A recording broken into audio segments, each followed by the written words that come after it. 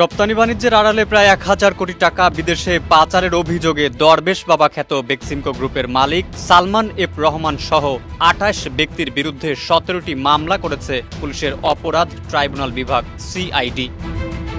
বুধবার সিআইডি পাঠানো এক সংবাদ বিজ্ঞপ্তিতে তথ্য জানানো হয়েছে। মানি লন্ডারিং প্রতিরোধ আইন ও বিধি অনুযায়ী সিআইডির পরিচালিত অনুসন্ধানে সালমান এফ রহমান ও তার ভাই এএসএফ রহমানের স্বার্থ সংশ্লিষ্ট বেক্সিমকো গ্রুপের মালিকানাধীন মোট ১৭টি প্রতিষ্ঠানের বিরুদ্ধে ওঠা অভিযোগের প্রাথমিক সত্যতা পাওয়া গেছে বলে জানিয়েছে পুলিশের এই সংস্থাটি।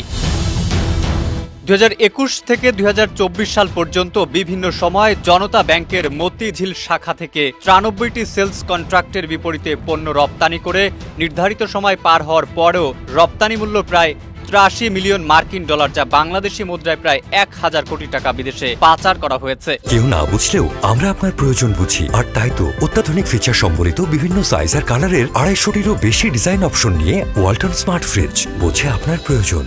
দেশের বিদ্যমান আইন অনুযায়ী পণ্য রপ্তানি করার পর রপ্তানি মূল্য ৪ মাসের মধ্যে প্রত্যাবাসন করার বাধ্যবাধকতা আছে। এদিকে রপ্তানি মূল্য যথাসময়ে দেশে প্রত্যাবাসন না করে সালমান এফ রহমান সহ বেক্সিমকো গ্রুপের অন্যান্য স্বার্থ সংশ্লিষ্ট ব্যক্তি এ অর্থ বিদেশে পাচার করেছেন এমন অভিযোগের সত্যতা মিলেছে প্রাথমিক তদন্তে।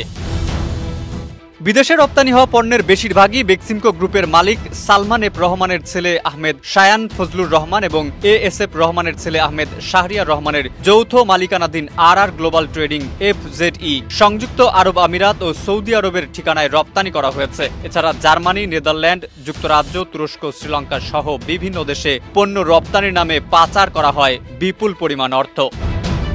বেক্সিমকো গ্রুপের কর্ণধার সালমান এফ রহমান সহ তার সহযোগীরা ব্যক্তিগত প্রভাব খাটিয়ে সংঘবদ্ধ অপরাধী চক্রের সহযোগিতায় বিদেশে অর্থ পাচার করেছেন বলে অনুসন্ধানে প্রতীয়মান হওয়ায় সিআইডির ফাইন্যান্সিয়াল ক্রাইম ইউনিট মতিঝিল থানায় ১৭টি মামলা রুজু করেছে। এছাড়া সালমান এফ রহমান ও তার স্বার্থ সংশ্লিষ্ট কোম্পানি বেক্সিমকো গ্রুপের বিভিন্ন প্রতিষ্ঠানের নামে বেনামে প্রায় ৩৩,৪৭০ কোটি টাকা ঋণ নিয়ে বিদেশে পাচার সহ অন্যান্য আর্থিক অনিয়মের অভিযোগে পৃথক অনুসন্ধান কার্যক্রম চালিয়ে যাচ্ছে সিআইডি।